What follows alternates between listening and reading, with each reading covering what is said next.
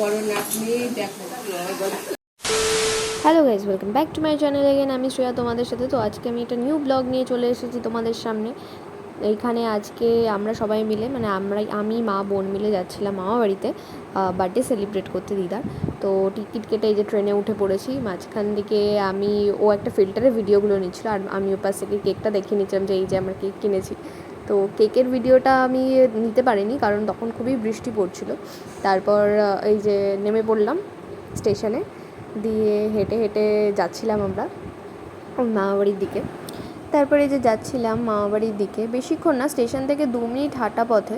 তো হেঁটেই যাচ্ছিলাম ওখান দিয়ে। বেসিক্যালি আমার চোখে অ্যাকচুয়ালি একটু প্রবলেম হয়েছিল, সেই প্রবলেমের জন্য আমি ভিডিওগুলো প্রপারলি নিতে পারছিলাম না। তো গিয়ে 3 বোন মিলে আড্ডা দিতে বসে পড়েছিলাম। একদিক দিয়ে ওরা হাসছিল, একদিক দিয়ে আমি হাসছিলাম। এই করে গল্প আড্ডা করতে করতে বিকেল হয়ে গেছিলো।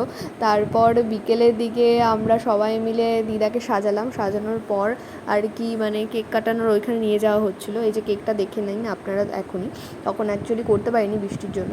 তো এখানটায় দিদাকে যখন কেক কাটতে বলা হচ্ছিলো, দিদা তখন কেক কাটছিল না। অনেক বলার পরে কেকটার চাকুটা হাতে নিয়েছিল। তো তারপর দাঁড়িয়েছিল হাতে নিয়ে, কিন্তু কাটছিল না। তারপরে এই যে আমি চাপ দিয়ে তারপরে কাটালাম চাকুটাতে। কেকটা খাবে না করছিল, কিন্তু পাশে একটা দিদা ছিল, ওই দিদিটা। তো এই যে আমাকে ফার্স্টে খাওয়াচ্ছিল কেকটা, তারপর একে একে সবাইকে খাইয়ে দিয়েছিল। আর পাশে যে দিদাটা বসেছিল, যেটা বললাম কেক খাইয়ে দিয়েছিল, যে কেকটা খাইয়ে দিয়েছিল। তারপর আমি আর দিদা মিলে একটু ছোটো ভিডিও করে নিচ্ছিলাম, কারণ আমার যাওয়ার সময় চলে এসেছিলো। তারপর আমি ওদেরকে সবাইকে টাটা করে আমি বেরিয়ে পড়েছিলাম। আজকের মতো এখানেই টাটা। ভালো লাগলে লাইক, কমেন্ট আর সাবস্ক্রাইব করে দেবেন।